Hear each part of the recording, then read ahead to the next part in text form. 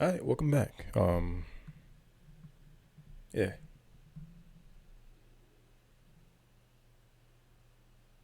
this means war.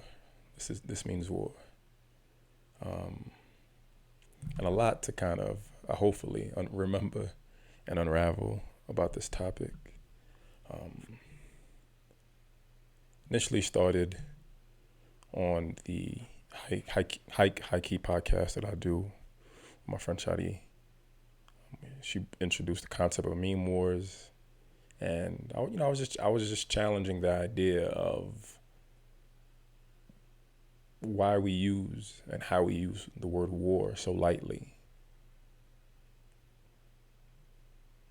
I understand the significance, I understand the history of it, but for me, not quickly, over the past decade, right, war has kind of just become, it's part of life, right? The ongoing war in the Middle East, just what it was, right? We accepted it as just part of our life experience that there's just always going to be war.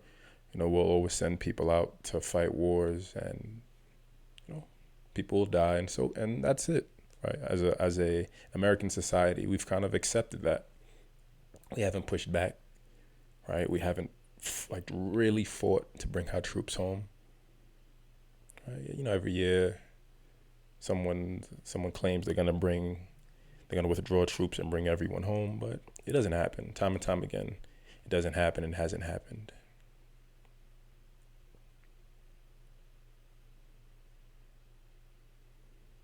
We've I was thinking about this earlier. We've shown the rest of the world that we don't value the sacrifices of our soldiers. Memorial Day passed two weeks ago, I guess, 2 3 weeks ago, and supposed to be a time to remember and honor, people who fight for your freedom, fight for your ability to do all the to live the way you want to live, right? A lot of us live just getting by, just doing what we can to survive, just doing what we can to play the game as best as we can. Some of us don't try to play the game at all. We just go through it, and whatever happens, happens. There's an infinite opportunities and infinite ways to kind of live this life experience, right? But I think the two most, I guess three, right? Since I'm always on three. The three most significant ways are, being a victim to the, like I talked about the Jose Saramago quote, like who brought me into this experience, right? You can view yourself as a victim, right? Or you can view this as an opportunity to look at the potential, an opportunity to invest time and efforts to kind of make this life experience a bit more. That's what I believe in. Then there's the gray, right? The gray is just you kind of existing and seeing where you fit in, and ebbing and flowing in between the pessimism and the optimism. But for me, we've shown the global collective that we don't respect the lives of soldiers, of American soldiers. And I was thinking about like movies or TV shows where an innocent child is murdered, and just there's this powerful scene where either the mother or the son just walks out with the child in their arms, and they're just flung back lifeless. The neighbors come out, and everyone cares, and that community feels the pain of this innocent life being lost. You think about year after year. I mean, that war has been going on since what, 2001. I'm gonna look up how many troops we've lost in Afghanistan, but a war no one's aware of, a war of no one. Excuse me, a war no one has any real solid answer of why it's going on and why it's still going on. The the easy answer, right, that politicians give is destabilization. If we leave now, things will become destable. Excuse me.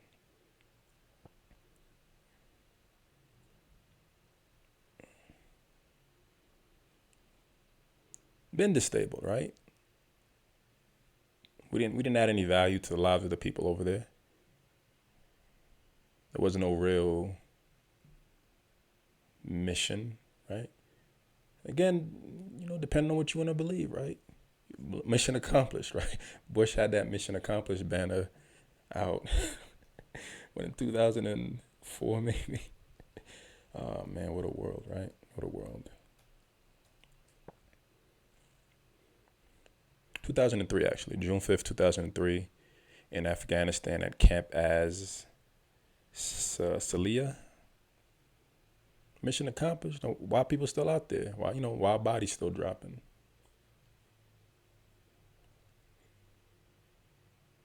So it's part of the conditioning, right? Initially, when war became marketable and profitable for the mainstream media, right? You'd hear the constant body counts. You hear about the troops coming home. You'd hear about soldiers coming home. There was an honor that we offered to people, to soldiers rather, and people. I mean, they're not only soldiers, but to people who risk their lives for this country, risk their lives for the freedom that they were told they were fighting for. But you look at the end result, right? You look at what veterans have been going through since the Vietnam War. Hard to get aid, hard to get Medicare, hard to get Medicaid, difficult rather. All these loopholes, right? Certain acts should just come with certain privileges, I believe, right? If you risk your life to fight a war for a country, you should be set up lovely for the rest of your life. That means something. And I understand that people who take advantage of the system, and maybe that's one of the arguments, but that's every job, right? People take advantage in every situation, but it's a case by case basis.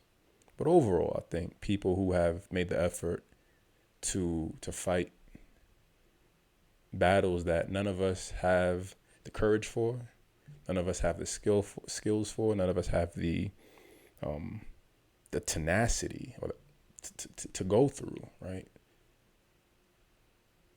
Some people aren't cut out for that. Some people aren't cut out for that world, cut out for the drilling, for the conditioning of understanding how to function as a unit, how to work as a team, how to take orders, and how to do what you're told to do. And I'm one of those people, and that's why I never joined the military.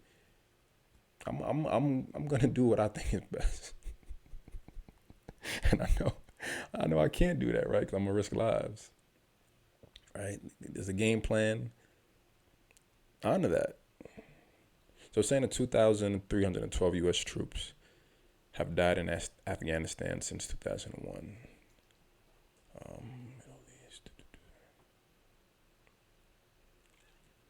Trying to get some better stats in a year.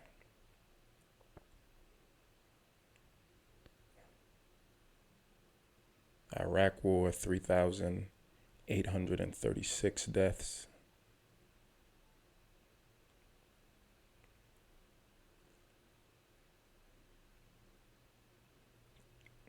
What's this column? Wounded, total casualties.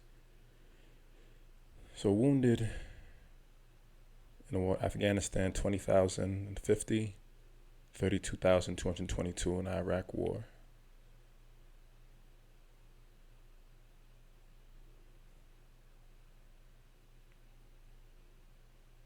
Just allowed it to happen as a culture and as a society. We just said, this is cool. This is how things are, because we're distracted with other things. We're distracted with reality TV. We're distracted with our own lives too. We're distracted with the bullshit, the infinite options to consume, social media, the usual, right? But it sends a message when you don't place value on sacrifice. I was in maybe the conspiracy subreddit, and someone posted the idea of not allowing journalists to have sources. The response was rooted in I guess mostly the expert talk when it comes to the current situation with the pandemic. Just, the experts say experts say expert. And yeah, who are these experts? Who are these people saying these comments, right? Can I speak to them directly? Can I get a name, a location? Can I see their work? Can I see the papers they've published that reinforce that they're an expert? Or, are you just telling me that they're an expert?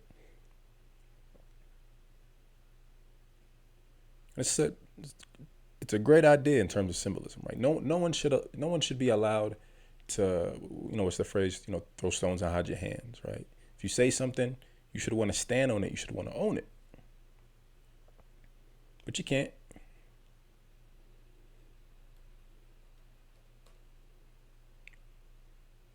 Because you get suicide, right? That's the, that's the reality. That's not the reality. That's the reality that I believe. But that's the common belief, right? Whistleblowers, people who speak truth. Edward Snowden, right? When you put yourself out on a line to speak truths, Julian Assange, depending on, regardless of what you may view him as. And I guess it's something like Bill Maher brought up the idea that he's kind of an anarchist, so he doesn't care about what happens. So his intent in releasing data, and I believe he did it directly through WikiLeaks, isn't within good intentions to kind of destroy the system. And sometimes you need destruction, right? Sometimes you need to start over. Christopher Sine, Alabama news anchor who broke the Clinton tarmac story, dead at 45.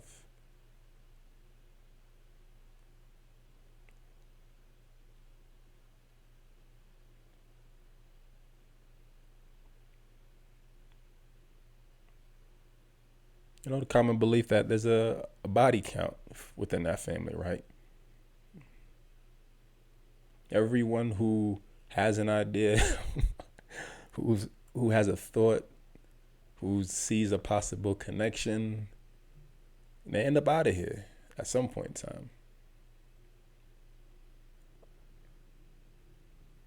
And I'm learning about that today, the Christopher Sine alleged suicide.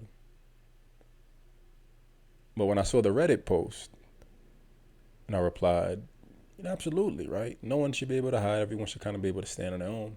But socially, right? What do we show people? That we're not going to support them. We're not, as a collective and as a society, we're not going to make the effort to support people who speak the truth, to support people who leak information that changes how we see government officials, politicians, past or present. Right? Just like we showed the world that we don't care about soldiers' bodies. We don't care about their sacrifice. Eventually, you just charge it to the game, right? This is just what happens. This is how it happens. This is life. And you go about your own business and you only focus on yourself.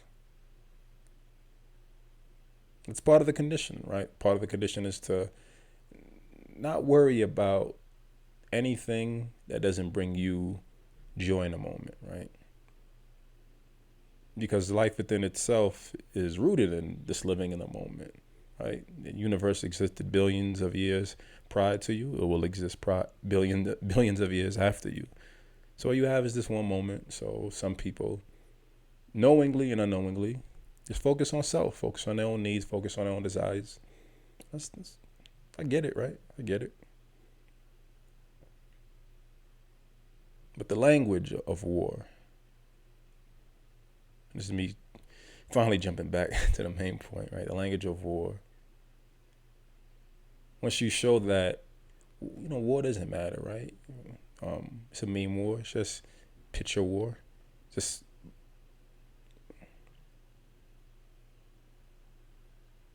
you see social media personalities at war with each other. Everything is war. Any conflict, anytime two people have opposing ideas, it's war. But it isn't, right? War is bloodshed. War is death. War is sacrifice. War is love. War is passion. What we do as a collective is far from it, right? Far from war. So initially, I was just stuck on this, on the language of meme war. But eventually, the my perspective evolved into realizing that it's mostly about the issue in terms of psychological warfare, right? Psychological war is conditioning us to think, or to believe that these gestures and acts resemble war. They don't, right? There's another word for it. There should be another word for it, right? Mean beef, right? That's hip hop. Hip hop is minuscule in terms of hip hop conflict is minuscule in terms of bigger picture ideas, right? So let's call it mean beef or something minuscule and irrelevant. You know?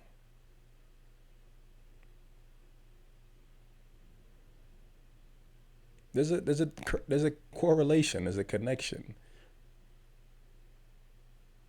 to believing that the acts we commit to, the acts we take part of, the concepts and the ideologies or ideas that we support. I think there's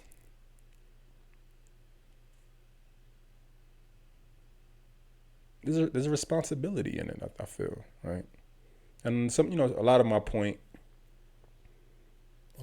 were rooted in knowing that within itself, the meme war is, a war on the mind, right? It's pictures, it's ideas, it's conditioning, this, it's our modern news information, right? Humans have short attention spans, right? I believe it's at 7 seconds now. So a meme makes sense to kind of pass information on.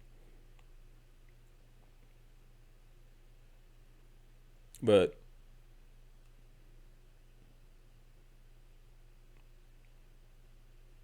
the issue I take with it, I guess, right? And this is across the board with any type of concept that people are using to hopefully overthrow the system or change ideas and narratives, is using the tools that they give you, hoping that it'll be beneficial to the end goal of change and growth and enlightenment. I use the 85% of the world deaf, dumb, and the blind, right? I mean, 15% of people are in some type of capacity awake and aware and doing for self.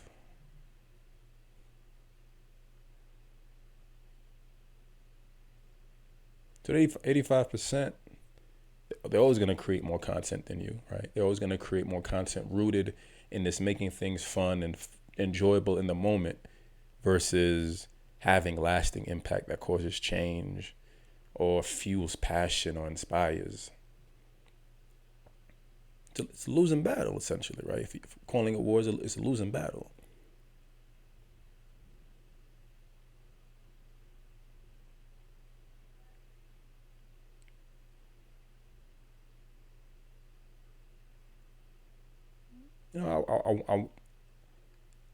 I look and I want outside the box solutions, I guess. Even being on the subreddits and seeing posts in the comments, like, yeah, yeah, we know.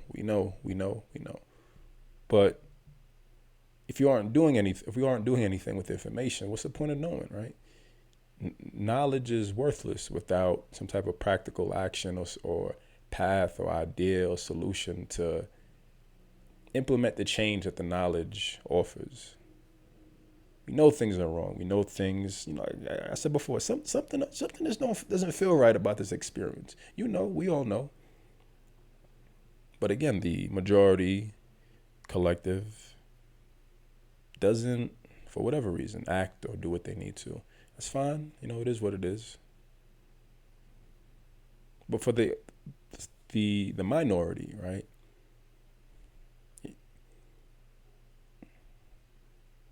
Part of me is like, we're not gonna connect, or we're not gonna inspire speaking to them at their language, right? Because eventually it's going to get blocked out, right? 15 people versus 85 people. 15 people can make, let's say we all make, I want to get past the meme thing. Like, it's just the initial thought and idea. But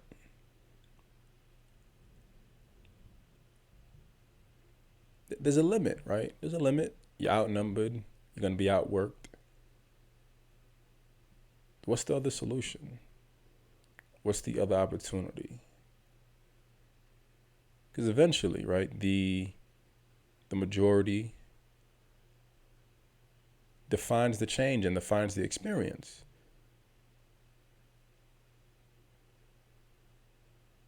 We see it. You see it with politics. You see it with laws. You see it on social media.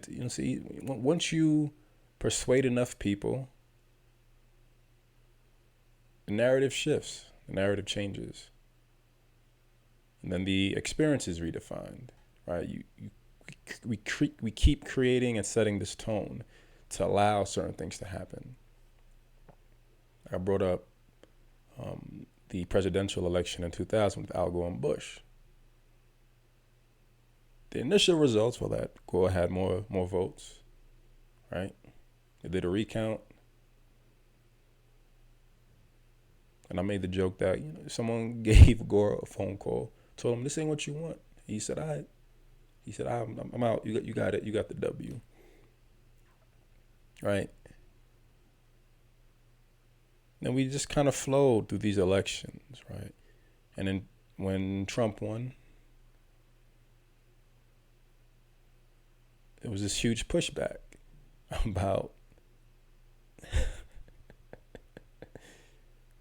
voter fraud, right? The election was hacked. All of that. Mostly from the Democratic side, right? Because that's the party that lost. But last year, it's impossible. That's not likely. It can't happen. It's not realistic for that to happen.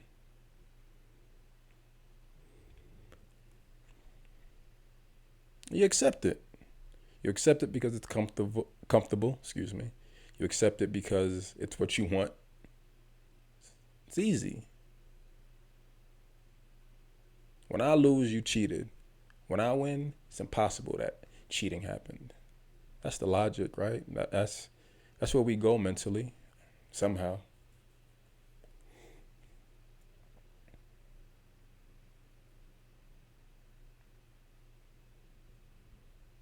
Little by little, right? Little by little, just these small moments that we just overlook and just view as not my responsibility. My responsibility is to vote, and that's it. The rest is on whoever, right? Don't hold politicians accountable because we don't hold ourselves accountable, right? How can I tell you to honor me and respect me? I don't do it for myself. It's not realistic, right? I don't know what that looks like. And that's a lot of the collective experience.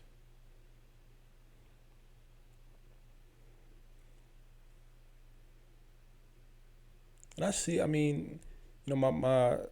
think of things like that corkboard with the pins and the ribbon and string and all the pitches. That's how I think of things, just connecting. All right, that makes sense. And this happened for, the past 10 years. So yeah, I see where we are now.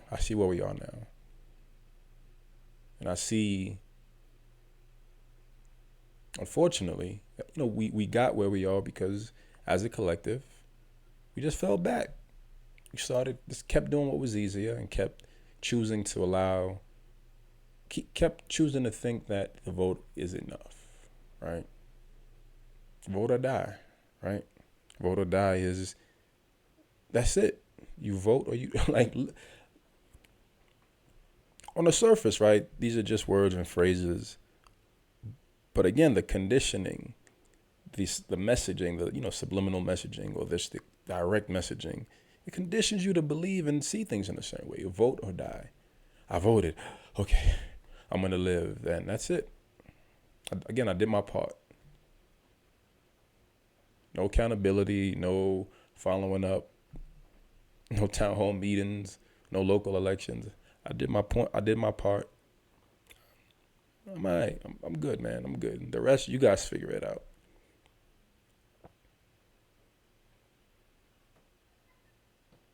That's the end result, I feel, right? That's the end result of where we are. Just accepting being told how to live, being told how to exist, and it's accepting it because it's just a generation, mostly the millennial generation. It's a generation of okay, of fear, right? Of needing acceptance, desiring acceptance, and also just dealing with a lot, right? There's a lot to deal with. I brought up the idea that we've been beat down mentally, and through breaking us down mentally, the physical is lost.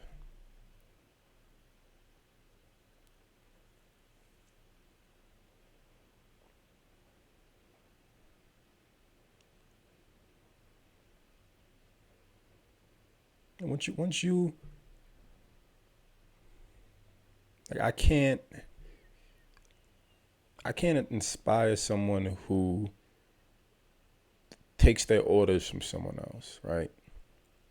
If someone has the capacity to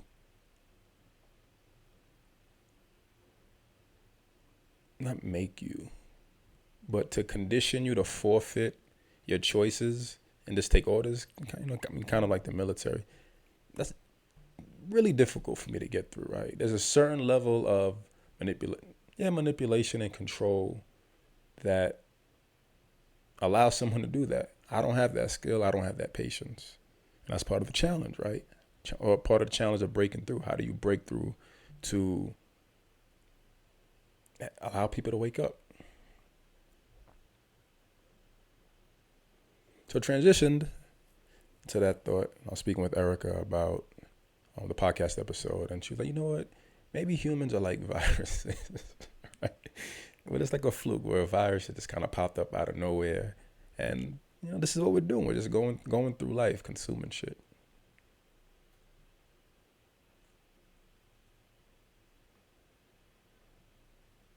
I was like, damn, like fuck, like yeah, that's it. I see it. Then just kind of broadened the thought, like really just kind of expanded on it and just thought about physical and metaphysical aspects, right?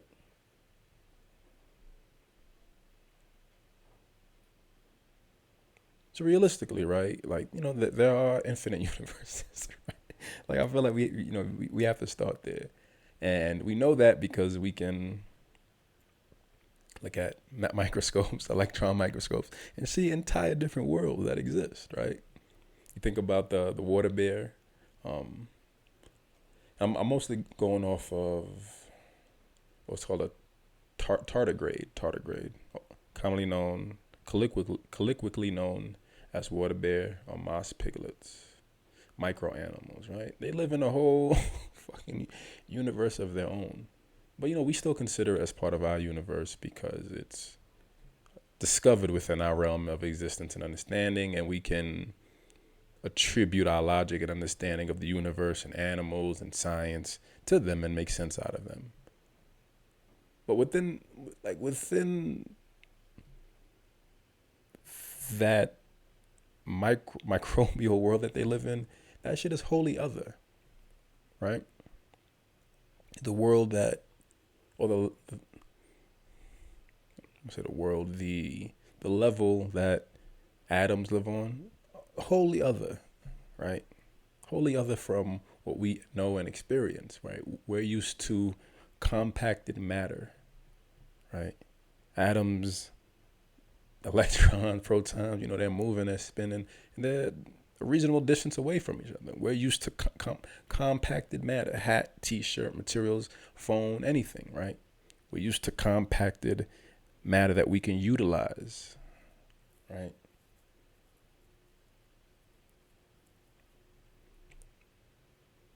I mean, even fire is compacted matter in some form.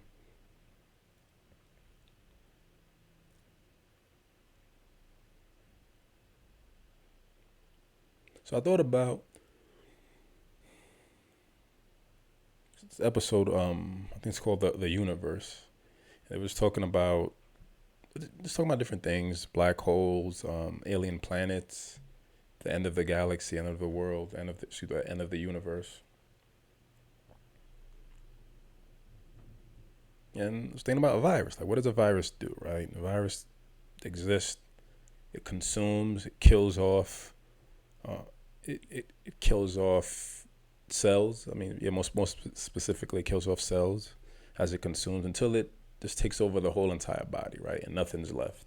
Then eventually the virus dies off because it doesn't have a place to live, or it transfers to a new host and kind of moves on and replicates and just keeps moving until there's nothing left to consume, I guess. And that is exactly the human experience, right? And we're in the first phase, right? We're on Earth, and we're consuming these materials, we're creating. But at some point, we want to travel out. We want to see beyond. We want to see the stars. We want to see what else is out there. Excuse me.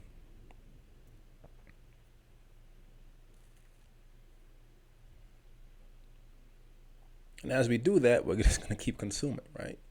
Whatever next planet we land on, we're gonna take whatever resources we can from there, and we're gonna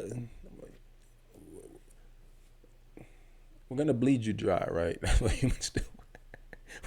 We're gonna bleed you dry. We're gonna take every morsel out to ensure our safety and our guarantee, and we're just gonna keep doing that, keep moving forward, right? Planet to planet. Eventually, at some point, galaxy to galaxy, if the human species survives. Who knows, right? Who knows? So, in the episode of the universe, they were talking about the end of times, and just like this, the last star, right? The last stars and possibly the last humans just orbiting, just trying to get whatever last bit of energy they can from it. The rest of the world is gone. The rest of the universe has decayed and died down. And I was thinking that in part, right, it becomes expedited because of the virus of humans, right? We cause accelerated death, right? The continued need to consume, right? To provide, like it's to consume and to provide, right?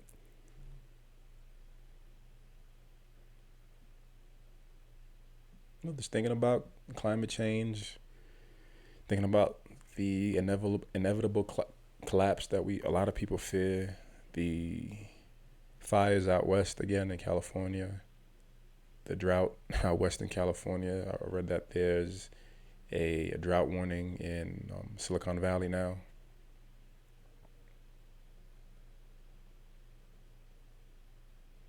We fuck things up fast here, right? Like real fast. Yo, it hasn't even been it hasn't even been that long, bro. It's been 6,000 years. How long have humans really been here? Right. Modern form of humans only evolved around 200,000 years ago.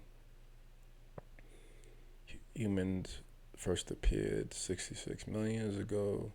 How long have the modern human? Let's see.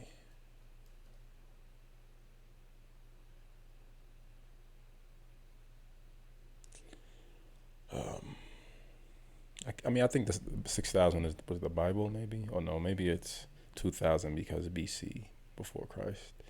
Anyway, it hasn't been that long, right? and we are we're good at what we do. We're real good at it, right? We're real good at fucking shit up.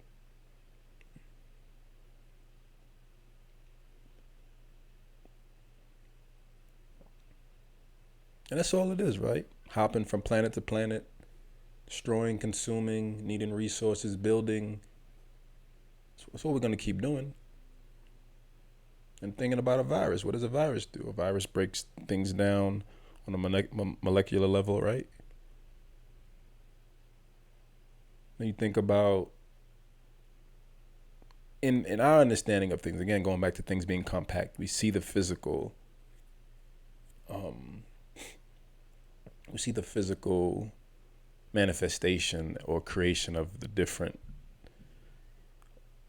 minerals and orbs and surfaces and wood, whatever we use to kind of create rock, stone.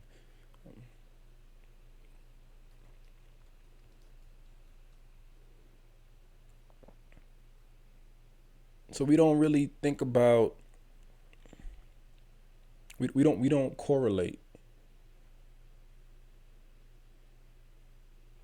our relative existence to the relative existence of the existence of, yeah, I mean, molecules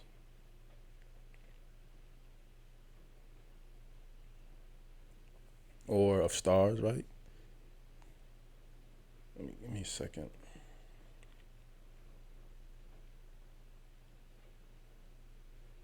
This doesn't help at all, man.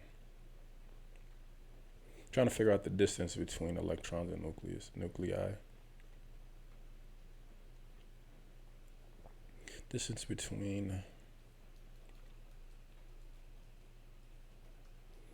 two electrons. Let's see.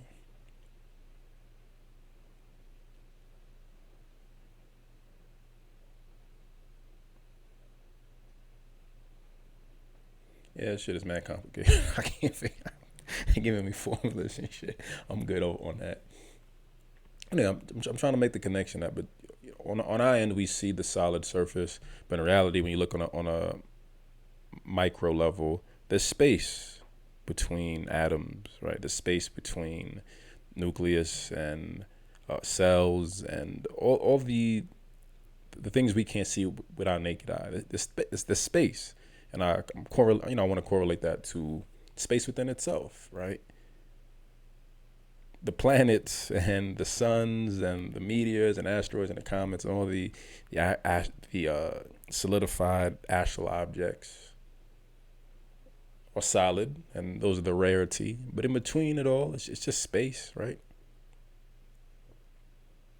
Useless space that just limits our potential, like limits our ability to connect, to explore more, to consume more, right?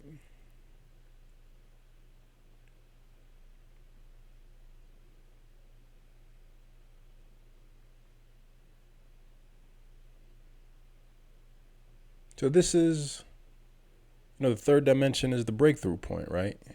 For me, it's been the mental, physical, and spiritual, right? And I want to assume, and I do assume that there's more. There's a fourth, right?